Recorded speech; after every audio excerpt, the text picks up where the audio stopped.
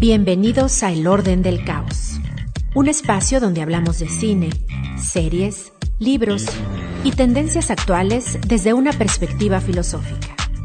Un programa de la Facultad de Filosofía y Letras, conducido por Marco Sanz y Juan Diego Béjar. El Orden del Caos, donde la única condición es pensar. Iniciamos.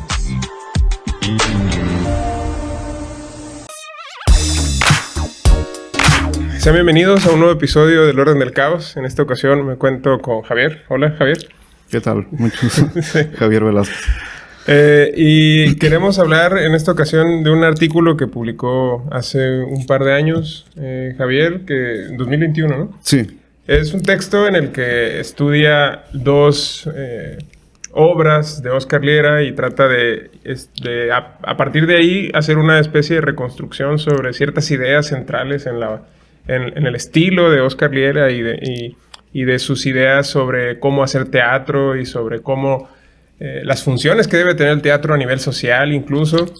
Y me parece bastante interesante las conclusiones a las que llega, sobre todo en cuanto a los temas de violencia, de poder, de representaciones sociales, de cómo se despliegan una serie de aparatos represores en la sociedad y de cómo se ejecutan ese tipo de represiones en la sociedad. Y pues, antes de entrar de lleno con la temática, sí me gustaría preguntarte en general que nos expliques un poco quién es Óscar Liera y por qué es tan interesante o por qué su obra resulta tan interesante para estudiar y que le dediques, en este caso, más de un artículo. Creo que llevas publicado sobre él. Sí, claro. Sí. Bueno, los artículos que he publicado parten en gran medida de la tesis de doctorado que realicé en Historia. Hice una tesis sobre Óscar Liera, la dramaturgia de Óscar Liera, desde el punto de vista histórico. ¿Por qué Óscar Liera? Bueno, mi interés fundamental, creo, a lo mejor como soy un desarraigado que llega acá a Sinaloa, por adopción, me ha interesado mucho la literatura sinaloense. Fíjate, yo no había sido consciente de eso. En la licenciatura estudié a Gilberto Owen. En la maestría estudié a los literatos del cañedismo, una etapa muy, muy interesante en la historia de Sinaloa. Y finalmente, pues en el doctorado me dio por estudiar a Óscar Liera y se me hizo un dramaturgo sumamente interesante, un individuo bastante complejo, bastante singular. Creo que es uno de los dramaturgos con mayor trayectoria en el país. Okay. Sí. Él ganó 3 veces el premio Juan Ruiz Alarcón. Es el máximo galardón que obtiene un dramaturgo en el país. Son como los Óscares del teatro. Sí, sí. Y es como si dijéramos también que un poeta gana 3 veces el Aguascalientes, ¿no? El Aguascalientes es el máximo galardón que alguien puede aspirar como poeta. Entonces, ¿A nivel nacional? A nivel nacional, Okay, sí. Nivel nacional. Y Liera lo gana 3 veces, ¿no? Y eso, bueno, es un baremo, digamos, una cierta medida, ¿no? Para apreciar, ¿no? La calidad de su trabajo, claro. Y pero bueno, amén de eso, su obra es bastante interesante, muy rica en su complejidad, no solamente estética. A mí me interesó mucho la parte política, social, ¿no? Ideológica de Óscar Liera, porque era un tipo bastante comprometido con las causas sociales. Fue un tipo que promovió mucho, se preocupó mucho por la situación, no solamente, digamos, literaria, de Sinaloa, de Culiacán, sino no solamente por hacer teatro, sino también para concientizar a la gente, ¿no? A través del teatro. Un teatro, digamos, de una dimensión política en su más amplio sentido. Porque creo que lo mencionas directamente en el artículo, que dices que él se inscribía en la corriente realista, ¿no? del teatro. Y eso es curioso, ¿no? Porque existen muchísimas formas de ver esto que es el realismo dentro de la literatura en general y de la dramaturgia en particular. Pero en ese sentido dirías que su preocupación es directamente por tratar de hacer que el teatro incida y genere cambios sociales o algo por el estilo, ¿no? Es decir, su interés no es simplemente un cinismo realista de decir así son las cosas y dense cuenta de cómo es y ya está. Es como si fuese algo así como una especie de nihilista que trata simplemente de mostrar las grandes paradojas de la realidad, sino que dices que tenía como una aspiración, Claro. digamos, utópica de generar cambios sociales a través del arte, ¿no? Yo creo que esa era la finalidad de Oscar Liera, ¿no? En su dramaturgia, promover el cambio. A eso me refería con concientizar.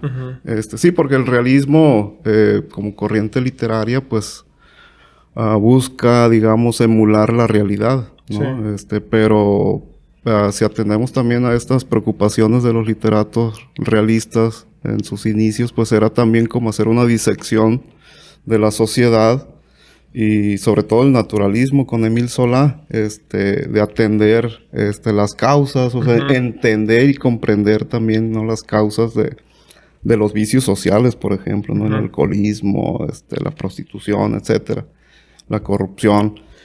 Se asumían incluso como médicos, ¿no? De atender esas enfermedades. Médicos del alma, ¿no? Médicos del alma para proponer de alguna manera remedios, ¿no? También. Sí, sí. Es decir, no es una literatura realista.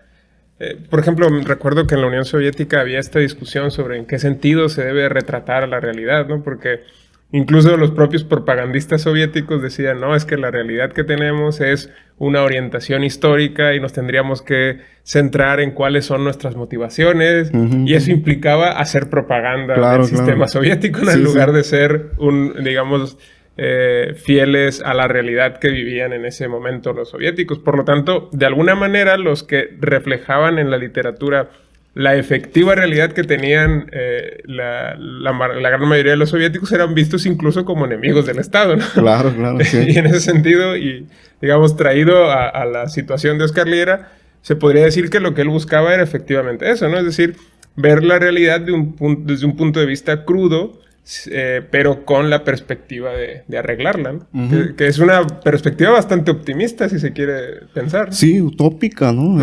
Sí, porque los escritores realistas, pues estamos pensando a finales del siglo XIX, no solamente fueron mal vistos, ¿no? Por el hecho de sujetarse a esta actitud, esta inquietud de retratar los vicios morales de la sociedad, pues fueron incluso estigmatizados como decadentes, ¿no?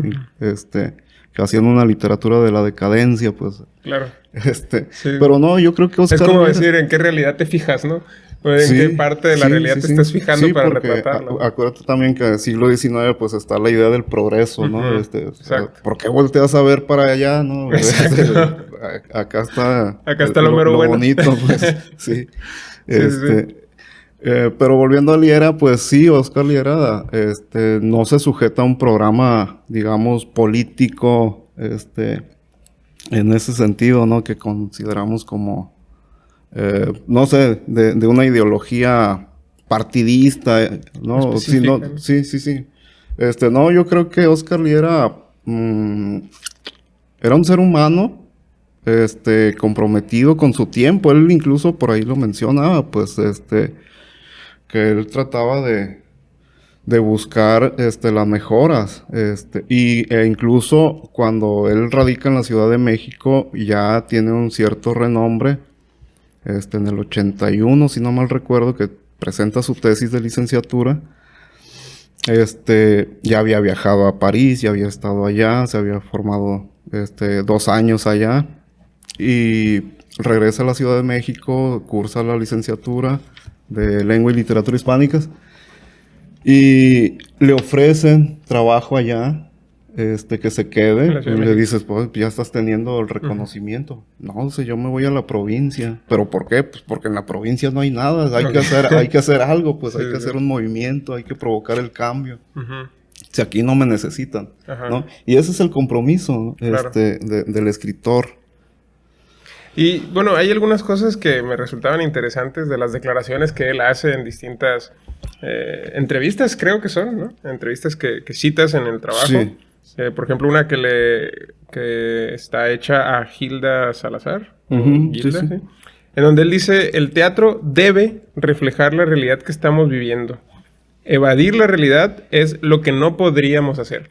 Y eso me trajo varias dudas, ¿no? Porque me quedé pensando en si realmente el teatro o la literatura en general o si el arte en general puede realmente no reflejar la realidad que estamos viviendo. Es decir, porque él creo que de alguna manera está tratando de hacer explícitos sus intereses estéticos, ¿no? Es decir, claro, yo me fijo en la realidad y trato de mostrarla tal y como es.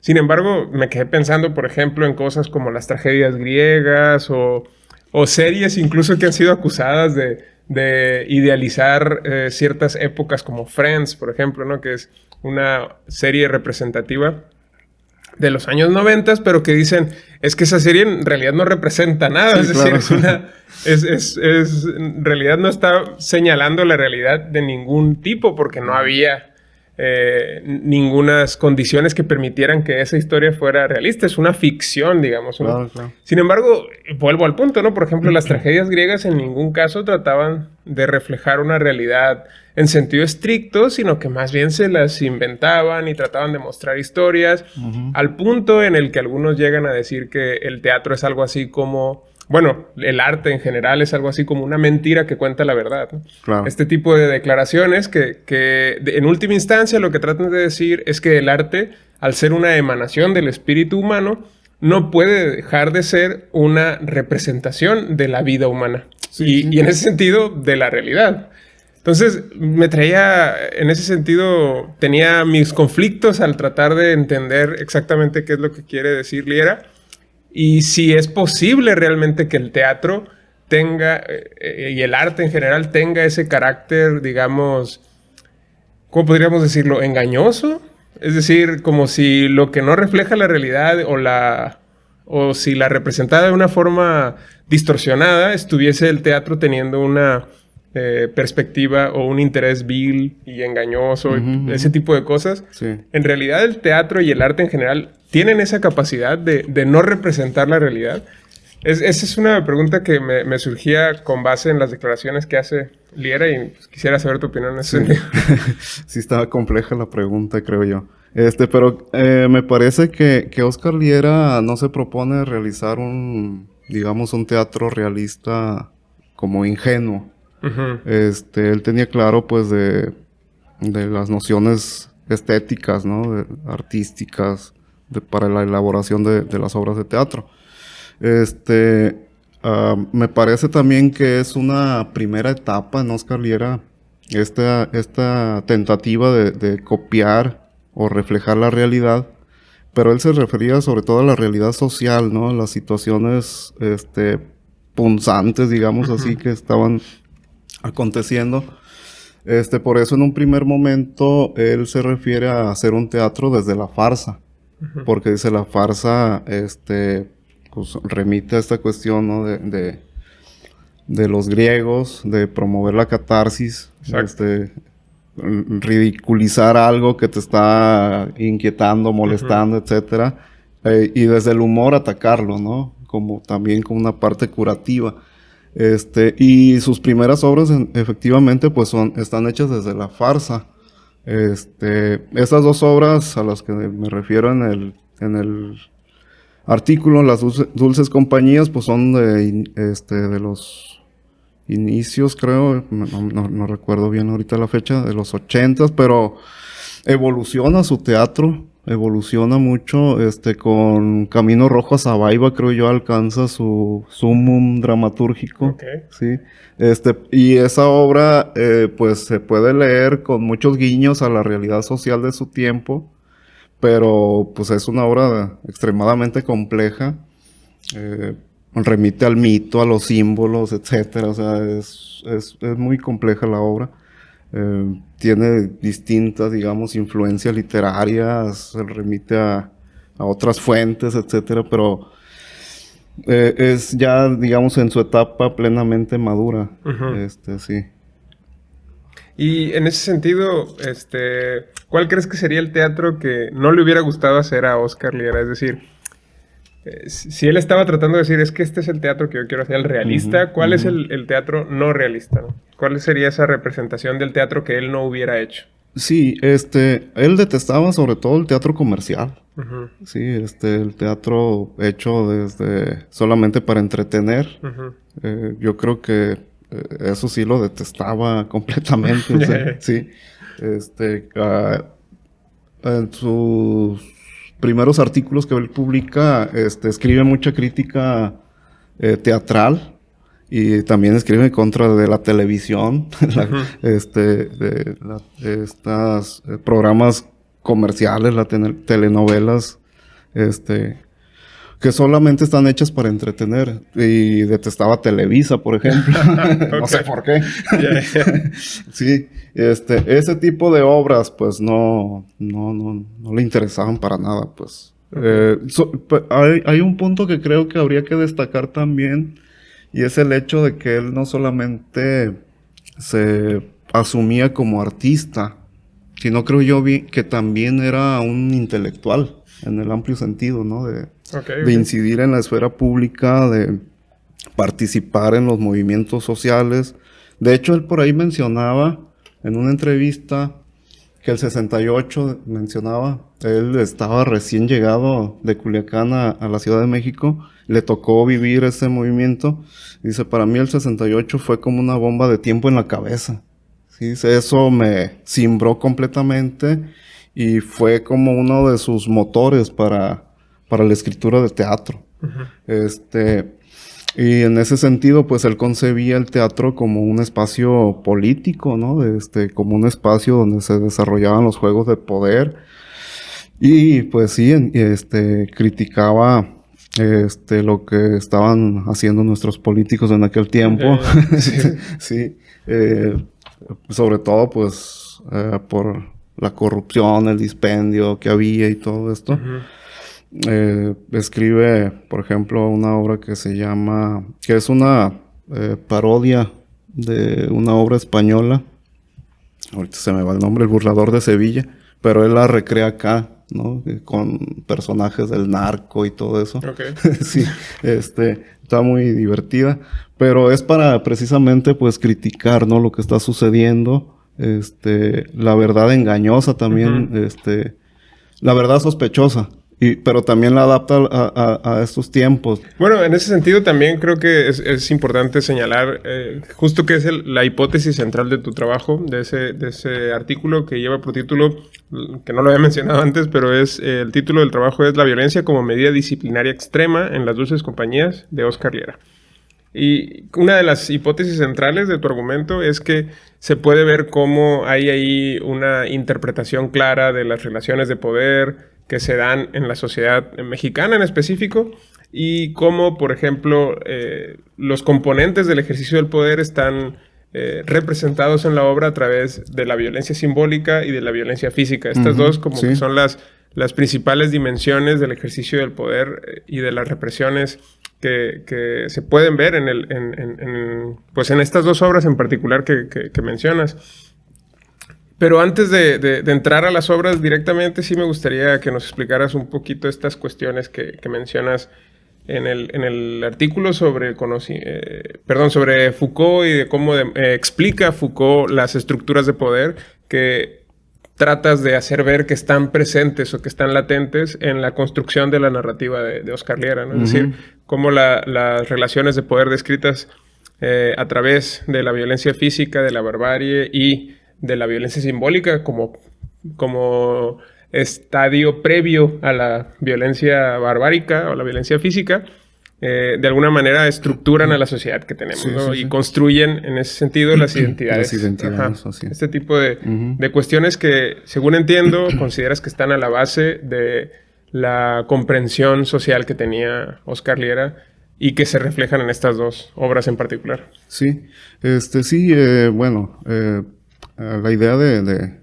analizar estas obras a partir de la teoría de poder de Oscar Liera, pues surge De Foucault. también, sí, perdón, de Foucault, surge a partir de algunas declaraciones que él mismo realiza, ¿no? El mismo dramaturgo realiza, O sea, él sí leyó directamente a Foucault. leyó a Ah, Foucault. órale, No órale. sé si participó también en alguna de sus clases, porque estuvo allá cuando Ok. Foucault era la estrella El académico sí. estrella. Fernando de Ita lo cuenta por ahí, pero lo refiere nada más así como de pasada, pues de que le tocó conocer de primera mano las exposiciones pues, de Michel Foucault. Pero sí en su biblioteca personal pues está la obra, ¿no? O gran parte de la obra de Michel Foucault. Pero sobre todo porque me interesó desde esta perspectiva porque Oscar Liera menciona, ¿no? Dice, mis obsesiones temáticas es la religión y también pues eso tiene que ver con su propia pasado personal, ¿no? De niño creció en una familia conservadora y después se quita esas ataduras, ¿no? Dice que también le interesaba la familia, ¿no? Como tema, pero dice, lo que más me obsesiona, lo que más me interesa es el poder, las relaciones o los juegos de poder. Entonces dije, bueno, es un dramaturgo político en su más alto sentido, ¿no? De política, de que trata de incidir o participar no solo en la esfera pública, ¿no? Con el teatro, un teatro eminentemente político, para mover las conciencias, etcétera, crear ciudadanía y todo esto. Pues dije, bueno, vamos a ver cómo opera el poder, ¿no? En estas dos obras, en Dulces Compañías, sobre todo en Bajo el Silencio y Un Misterioso Pacto, ¿no? Que son las obras de referencia del artículo. Y bueno, lo que dice Michel Foucault básicamente es, ¿no? Que las relaciones sociales, ¿no? Están y estructuran, ¿no?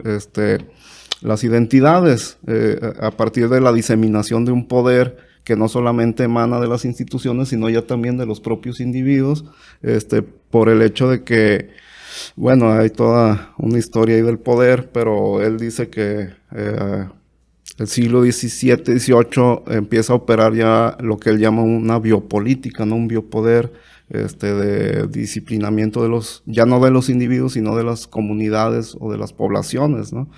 Bueno, a partir de esta idea y de la microfísica del poder, ¿no? De cómo nosotros mismos nos regulamos, ¿no? Y nos autorregulamos, traté de ponerlo a prueba, ¿no? Con estas obras y ver cómo entonces los personajes se mueven, interaccionan a partir de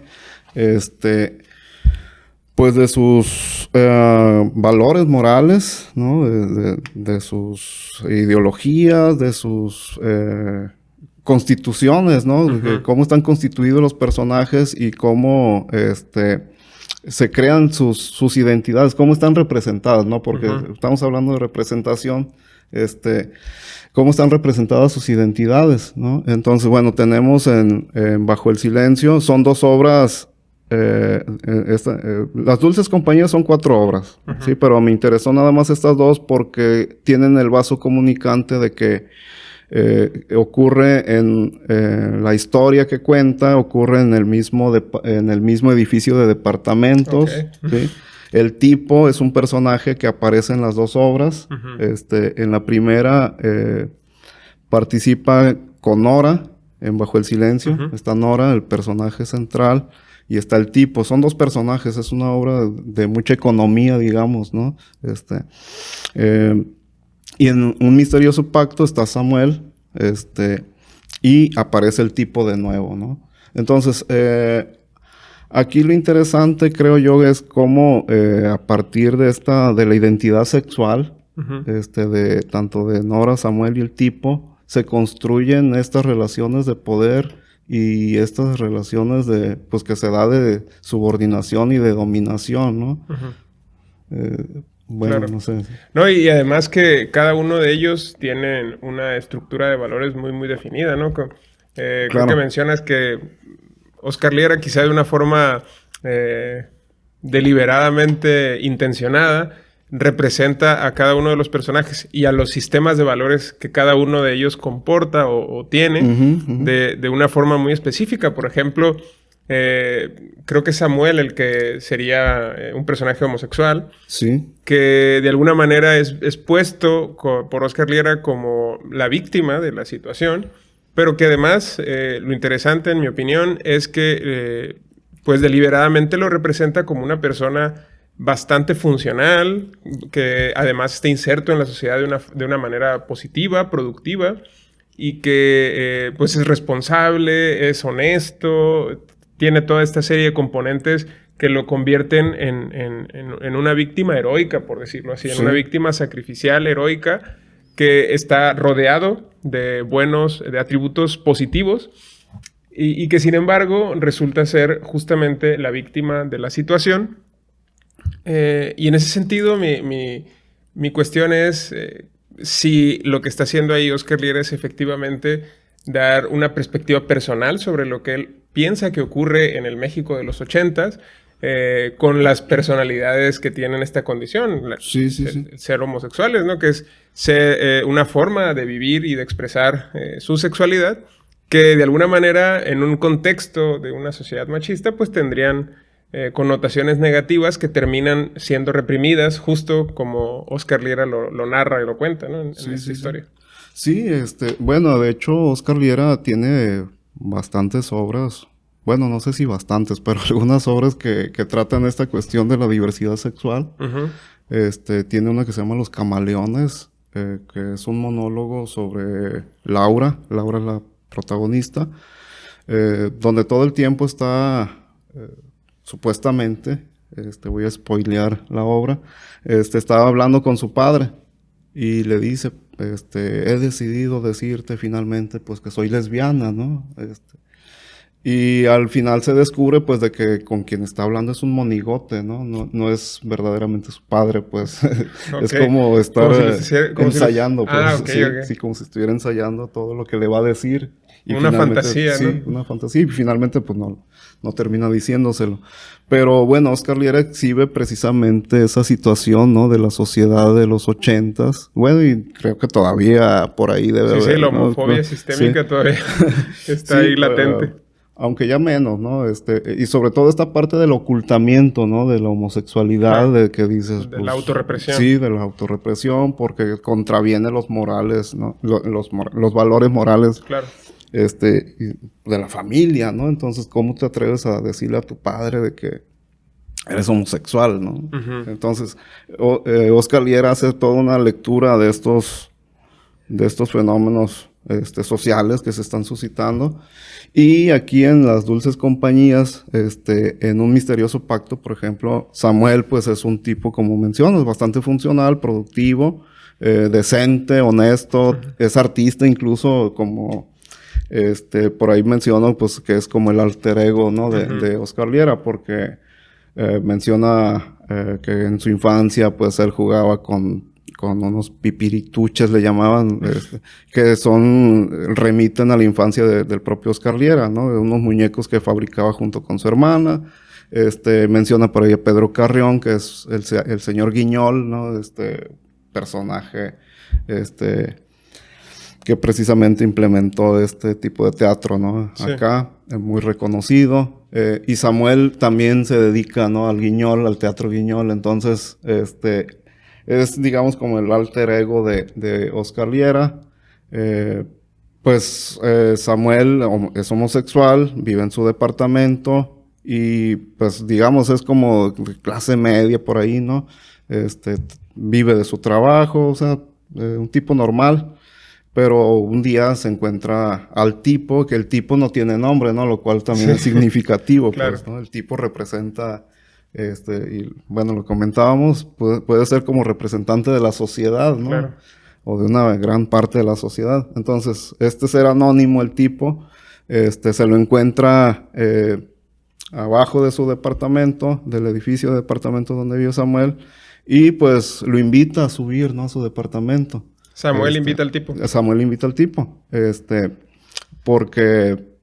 Samuel pensando, pues, tener un encuentro sexual, ¿no? Con el tipo. Pero después nos damos cuenta que el tipo es un personaje bastante... peculiar, por decirlo menos. Sí. Que ha pasado por toda una serie de eventos, ¿no? Que lo han llevado a convertirse en lo que es, ¿no? Que, pues, es una persona homofóbica y asesina, Violenta, ¿no? ajá. Violenta, finalmente termina como asesino, ¿no? Ok. Y ya estamos spoileando también Sí, Bajo sí, el sí. Silencio, porque Bajo el Silencio es una obra que ocurre primero, con Nora. Ujú. Nora también es una persona bastante decente, es maestra de geografía en un colegio, tiene su coche, renta el departamento, o sea, una eh, mujer bastante funcional, libre, digamos, ¿no? Soltera, no tiene hijos, y que, ¿cómo pudiéramos decir? Subsiste, o sea, es Es independiente, autosuficiente. Ujú. es independiente. Ella también se encuentra el tipo primero, digo, en el orden cronológico, primero ocurre esto, ¿no? Se encuentra el tipo se le insinúa, ella también, lo invita a su departamento. Y bueno, termina en el asesinato de Nora. Y después tenemos esta siguiente obra donde se encuentra Samuel al tipo, igualmente lo invita a subir, ¿no? Tienen este vaso comunicante, pues son muy parecidas las O sea, dos. que en este caso es el tipo el que sería representado de forma curiosa con el adjetivo de dulce, ¿no? Porque él vendría siendo la dulce compañía en este Claro, caso, ¿no? Que sí, sí, sí. es una forma burlona, ¿no? Sí, De bastante irónica, pues, Exacto, sí, sí. de referir la situación, ¿no? Dulces compañías, pues no tiene Exacto. nada de dulce, ¿no? Exacto. Sí. Pues quisiera entrar un poquito más de lleno en este personaje del tipo que creo que en cierto sentido es el que más ocupa parte de tu trabajo, del análisis de tu trabajo, que es estudiar quién es el tipo y cómo de alguna manera actúa y se comporta en las obras que analizas de Oscar Liera. Y me parece muy interesante las cosas que mencionas del tipo. Y justo esto, ¿no? Pues cuando empiezas a describirlo, dices que es un anormal, ¿no?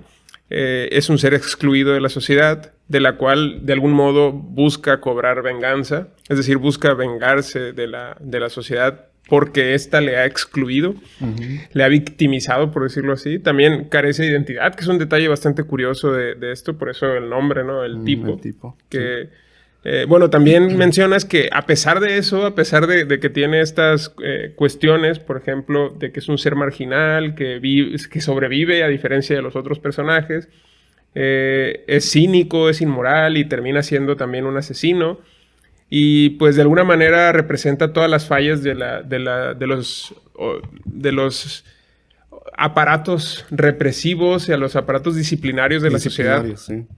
Y curiosamente, a pesar de todo esto, a pesar de que es una víctima perfecta de una sociedad represora, este personaje idealiza la vida familiar. Curiosamente, idealiza la vida familiar. También tiene una cierta comprensión moral bastante curiosa es decir, ha encarnado o se ha apropiado de los valores por los cuales él mismo ha sido excluido. Sí, claro. Se ha convertido en una especie de represor a su vez, ¿no? De una persona que ejerce esos valores morales como unas medidas disciplinarias y represoras en contra de otros. En ese sentido, pues ejerce distintas formas de violencia en contra de los personajes que comentabas. Sí, sí. Y representa de alguna manera todos estos problemas que Oscar Liera estaría viendo en la sociedad de su tiempo. Y ese es el comentario que hacíamos antes de iniciar a grabar, que yo te comentaba que esto que mencionas de que el tipo representaría algo así como los seres excluidos o los anormales dentro de una sociedad, más bien me parece que es lo más normal que podemos ver de alguna forma. Es decir, Sí. que quienes de algún modo se convierten en los reproductores de los aparatos disciplinados de la sociedad son justamente los que se conciben a sí mismos como los normales. Claro, ¿no? claro. Sí. Y terminan justamente castigando o reprimiendo la anormalidad en otras personas o en otros círculos. En ese sentido, ¿cuál dirías que es el interés que tiene Liera con su personaje? ¿Qué busca retratar o qué es lo que pretende representar a través de él? Sí. Sí, yo creo que en este sentido, Oscar Liera invierte en gran medida los términos de normal y anormal, a como los concebimos, ¿no? En este caso, Nora y Samuel, vistos por el tipo, son anormales, Exacto. ¿no? Entonces, en ese tiempo, ¿no? En la sociedad de los 80, ser homosexual, pues era los desviados, los anormales, los Claro. raros, ¿no? Etcétera. Y toda una serie de adjetivos que se aplicaban, ¿no? Lo mismo que una mujer soltera Igual, independiente, ¿no? igual. Que eso era Sí. visto como algo, Sí, como sí. un tabú, como un... Sí, ¿no? Y ya, pues, pasado de los 30, pues ya, ¿no? Era altamente sospechosa, ¿no? Exacto. Entonces, el tipo, que se concibe a sí mismo como alguien normal, en realidad, pues, no lo es, ¿no? Y él ha atravesado, en la historia que nos cuenta Oscar Liera, ha atravesado por toda una serie de sistemas disciplinarios que han fallado, ¿no? Él, para empezar, donde nace, su familia, su madre, lo abandona, ¿no? Lo recluyen en un orfanatorio, donde están los padres de la iglesia, etcétera, los religiosos. Igualmente, pues, no funciona, digamos, ¿no? La disciplina que le aplican.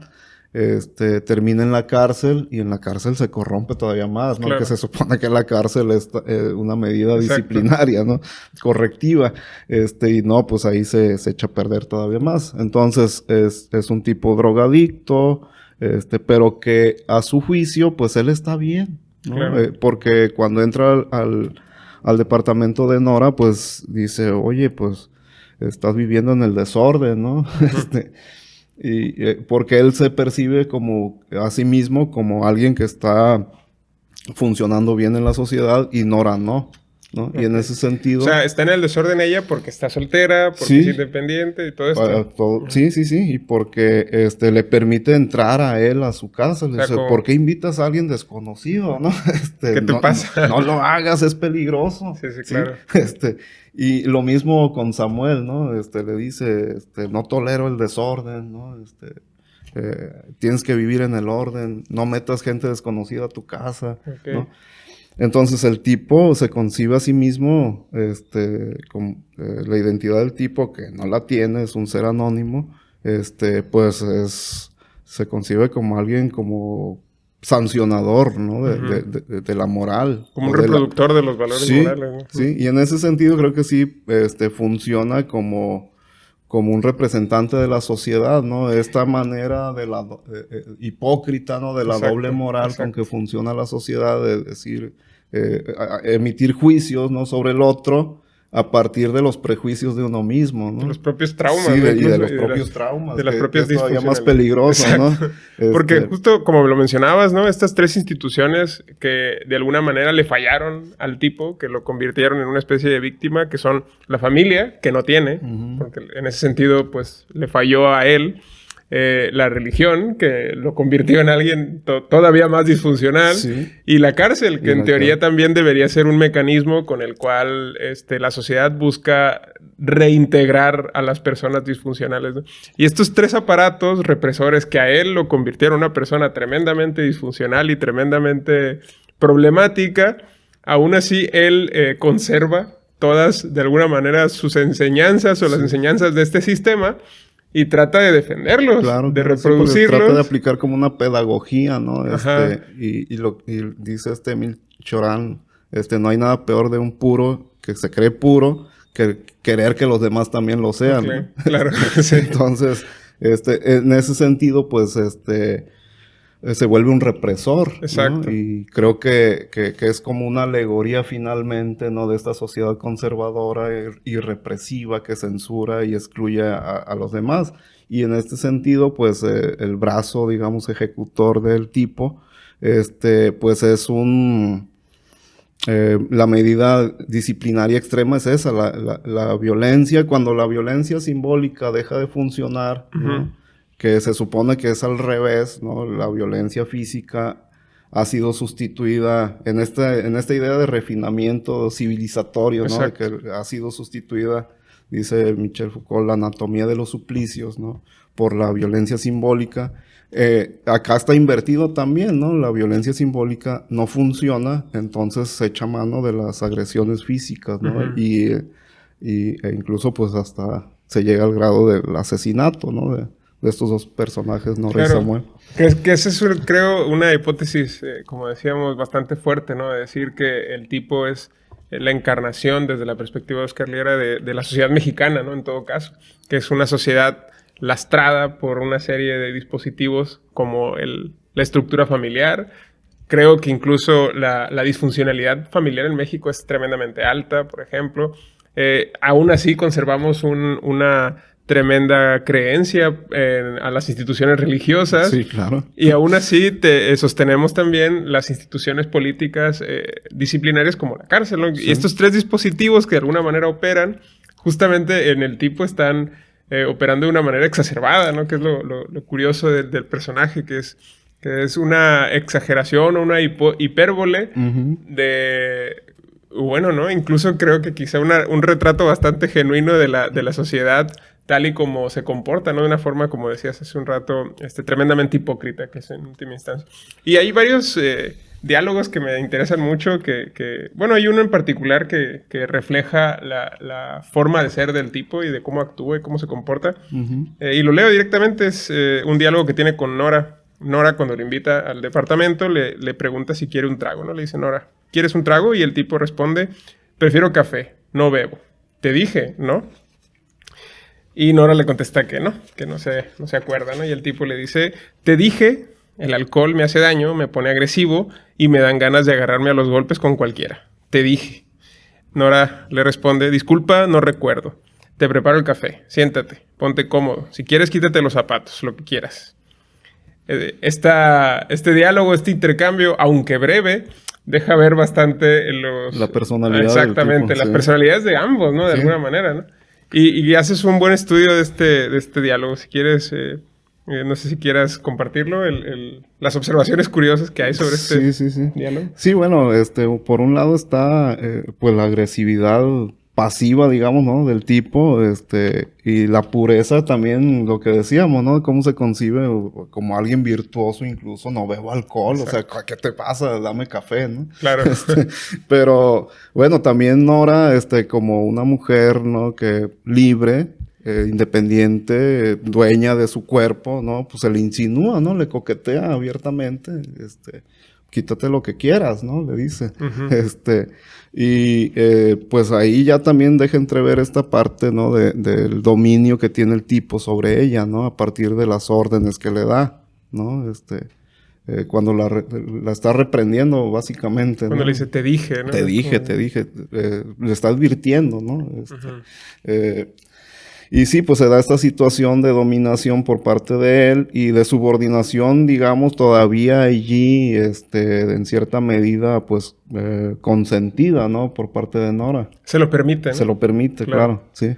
Y de alguna manera incluso se pone a su servicio, que es algo curioso que mencionas, ¿no? Que ella mantiene una actitud muy amable y quizá desproporcionadamente amable comparado con la actitud que tiene el tipo, ¿no? Sí, que es cortante, que es agresivo, que es incluso, pues hasta cierto punto la está insultando, ¿no? Al decirle, mira, no te acuerdas, no me pones atención, qué distraída eres, qué mala memoria tienes. Esa agresión velada que de alguna manera está ahí presente en este diálogo, ella paradójicamente le responde con una actitud servicial, con una actitud coqueta, con una actitud que de alguna manera está recompensando la violencia simbólica que está ejerciendo el tipo, ¿no? Esto también es bastante paradójico. Y ahorita que lo mencionas también, pues eso, no, bueno, a mí me suena como estas escenas familiares, ¿no? Donde el padre es el macho, ¿no? El que se asume como atiéndeme, hace esto, haz lo otro, y la mujer como,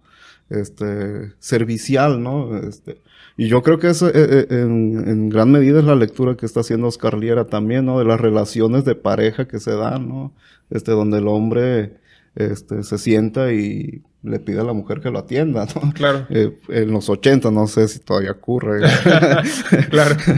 Creo que ya no. Sí, pero es la perspectiva de Oscar Liera en cierto sentido, ¿no? Que el tipo tiene una actitud controladora, exigente, demandante, juzgona incluso, y Nora por el contrario en este sentido se muestra tremendamente amable, servicial, como dices, con cierta libertad sexual incluso. Sí. Y esto es justo lo que la lleva a ella pues a convertirse en la víctima del tipo, que es un personaje que termina reprimiendo al grado de el asesinato, ¿no? Sí. Sí, y en ese sentido, pues creo que lo que está haciendo Oscar Liera, te decía, es la lectura de su tiempo también, ¿no? De este sistema patriarcal y su prolongación machista, ¿no? Cómo los valores ahí están instituidos y cómo se dan estas relaciones de pareja, pues totalmente asimétricas, ¿no? Claro.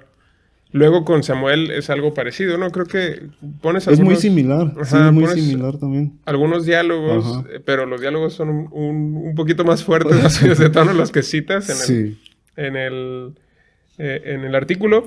Sin embargo, la historia es bastante similar, ¿no? Pero en este caso, por ejemplo, lo que se ve en el caso de Nora es la vida, digamos, sexualmente libre de una mujer independiente y autosuficiente que es reprimida por el aparato social tremendamente hipócrita, disfuncional, de un tipo que puede ser cualquier. Exacto, que concibe esa realidad como algo negativo y como algo anormal, que es justamente lo interesante de esta situación. Luego con Samuel es algo bastante parecido, pero en este caso es la representación de la homosexualidad. De la homosexualidad, ¿no? Sí. Sí, justamente, pues Nora es esta mujer dueña de sí, de su cuerpo, que ejerce su sexualidad según le plazca, ¿no? O según le place.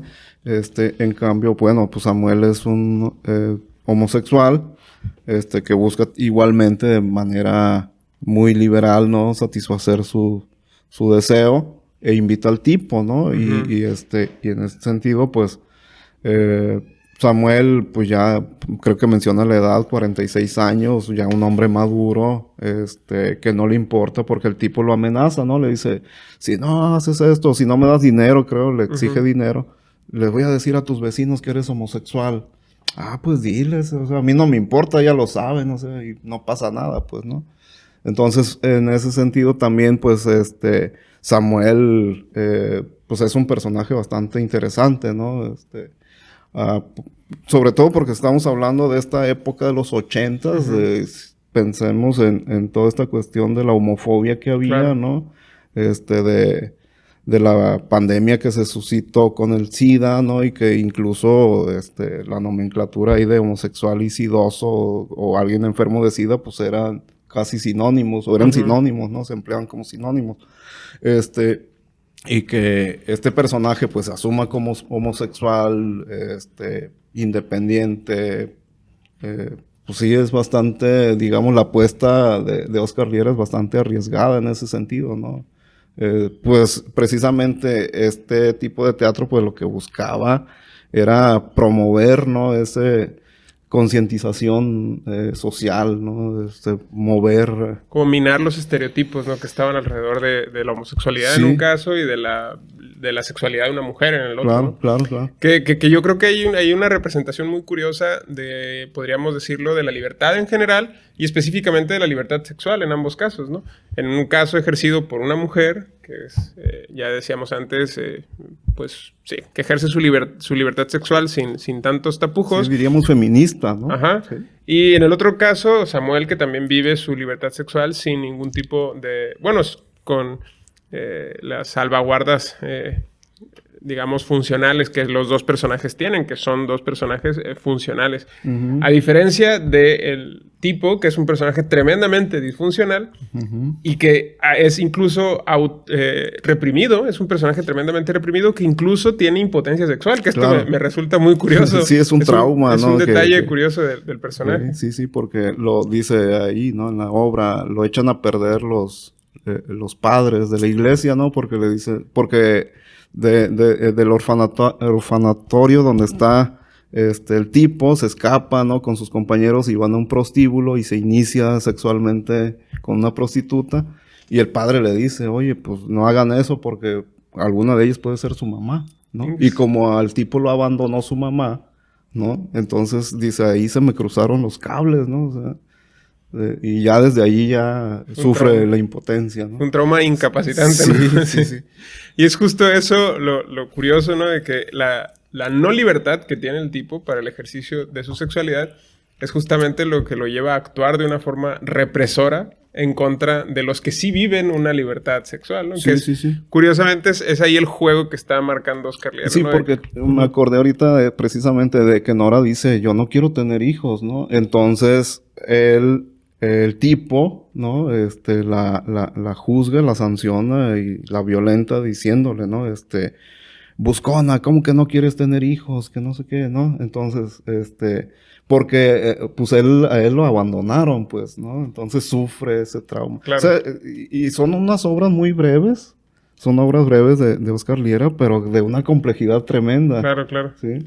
En ese sentido está bastante curioso, como decías en un principio, la representación de la normalidad por un lado y la representación de la anormalidad por otro lado, ¿no? Sí, como si estuvieran... Bueno, están invertidas. Exacto, Sí, están invertidas. Y bueno, ahí hay varias cositas también que me gustaría señalar. Pero justamente lo curioso de esto es que el personaje del tipo termina siendo, pues, por decirlo así, un reproductor del orden social con muchas comillas, pero que esconde en realidad un profundo desorden de las fallas estructurales que tienen los aparatos disciplinarios sí. que tiene la sociedad mexicana, en el caso concreto de estas obras. En ese sentido, creo que, no sé si esa sea tu impresión también, que el protagonista fundamental de las obras sea este, es el ¿no? tipo. Y, ok, entonces, si tenemos un personaje tremendamente disfuncional y con todos estos problemas y que es el reflejo de las grandes paradojas y contradicciones de la sociedad mexicana, partiendo desde la base con la que iniciamos nuestra charla de que Oscar Liera lo que quería era de alguna manera convertirse en una especie de médico del alma a través de su teatro, de que tiene una perspectiva, digamos, optimista de que las cosas podían mejorar. ¿Es esa su intención? Es decir, de alguna manera lo que está buscando es reparar al tipo. Es decir, si el tipo es una representación de la sociedad mexicana, lo que busca Oscar Liera es repararlo o ¿qué interés hay ahí o cómo se podría conciliar esta lectura, digamos, de un realismo optimista que tendría Oscar Liera con la representación que hace de la sociedad mexicana a través de este personaje específico del tipo.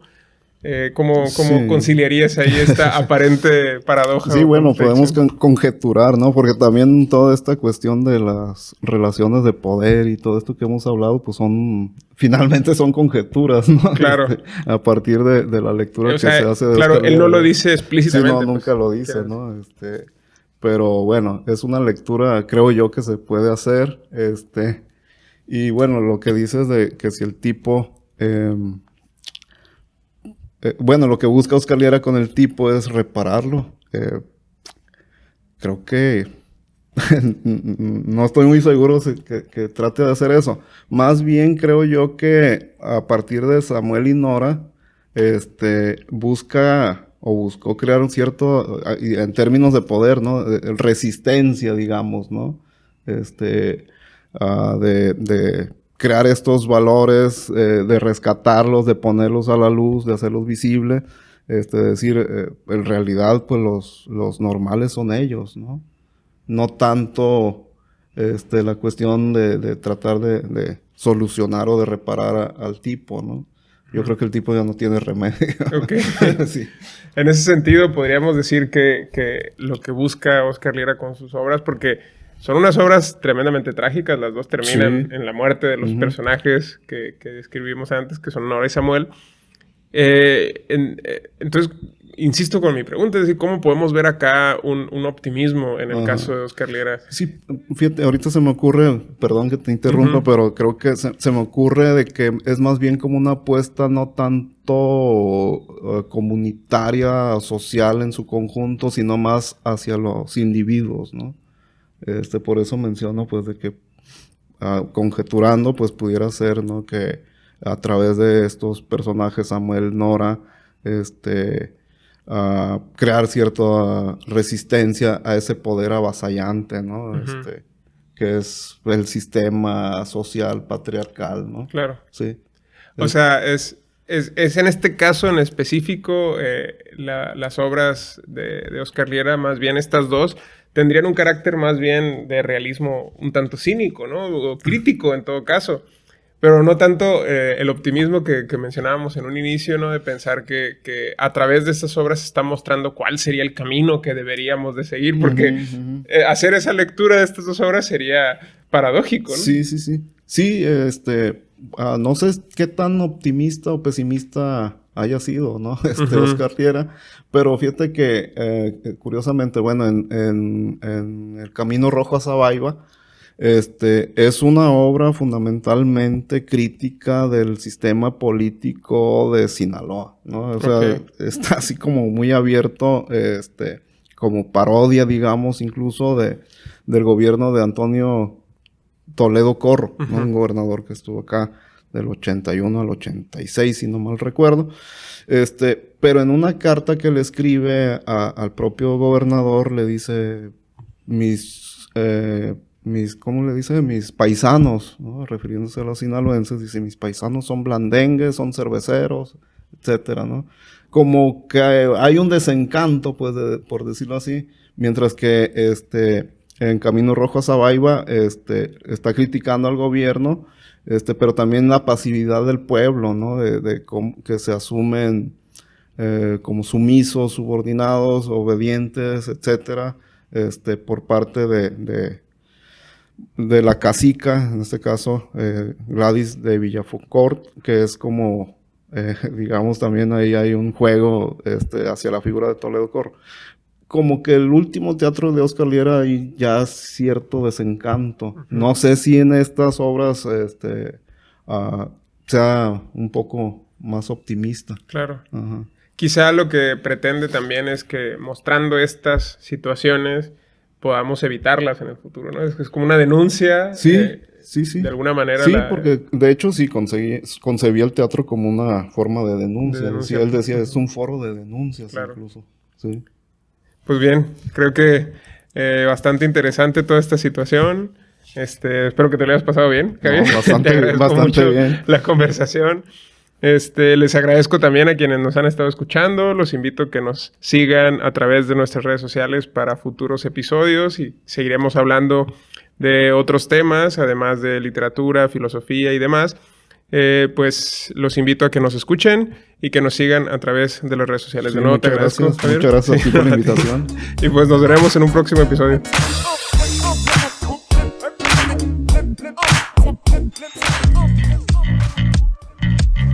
Esto fue El Orden del Caos, un espacio donde hablamos de cine, series, libros y tendencias actuales desde una perspectiva filosófica. Un programa de la Facultad de Filosofía y Letras, conducido por Marco Sanz y Juan Diego Béjar. El Orden del Caos, donde la única condición es pensar. Hasta la próxima.